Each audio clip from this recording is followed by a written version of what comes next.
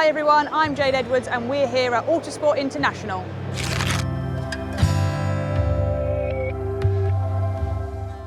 Yeah, so getting into the British Touring Car Championship's been fairly tricky and it's taken my entire career to do it. I've obviously started off third generation racing driver in my family, so I've been around the sport for ages, all my life, and my dad actually raced touring cars in 2001 to 2003, and that's what I've always wanted to do.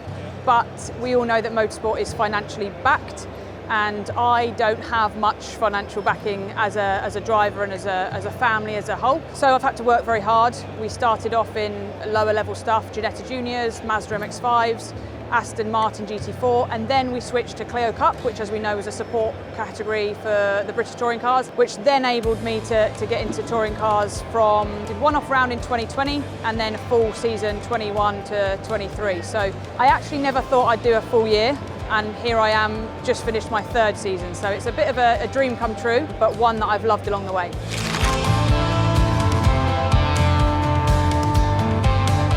You know, one of my proudest moments was to do that one-off race in 2020 when it was COVID year. I was given the opportunity by Power Maxed in the Astra. And like I said, prior to that, I never thought I would get onto the touring car grid as much as I wanted to.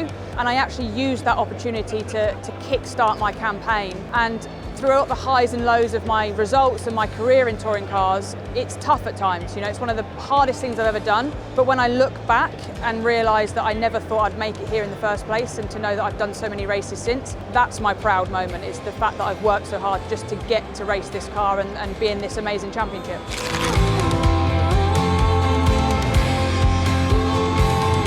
Yeah, 2023 was a tricky year.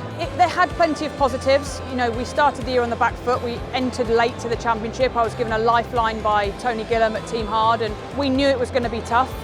Credit to the team. I absolutely loved my time with them, and the environment was very, very good for me. But unfortunately, the car and the deal that we had just wasn't giving me the results, and we had a lot of DNFs in that first half. So we switched teams and we went back home as such, back to Steve Dudman's team, which was originally BTCC Racing, but now One Motorsport. And as soon as I walked in the garage, joined the team, it was like being back in an environment I knew and loved. And I had my original car crew back again, and you know, even little things like radio calls and pit stops, it all became very familiar because I'd been there for 2 seasons prior. So yeah, it was an up and down year. Not one that is my fondest for many reasons, but we got through it and it was a tough time, and many drivers would have maybe dropped out and disappeared, whereas I kept plodding along, kept swimming, and we made it to the final round at Brands.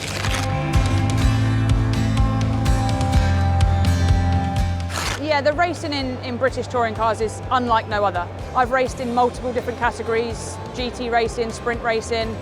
The outside world looking in just see 30 cars going at it on track and think, oh, I can drive a car, that's easy. But it's such a unique way of doing it, and if you look at the drivers that are right up the front, they have a way of which, you know, there is contact in touring cars, but it's done in a very, very select way. It's not just a crash fest.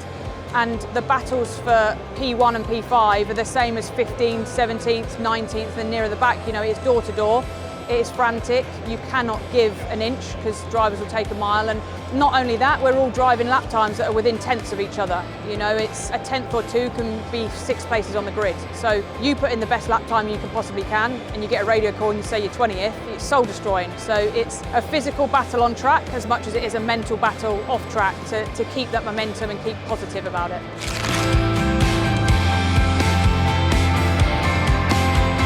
Yeah, I mean, a lot of people think that the busy time of our year is in season, but actually most drivers will tell you that the winter is actually the harder part of our year.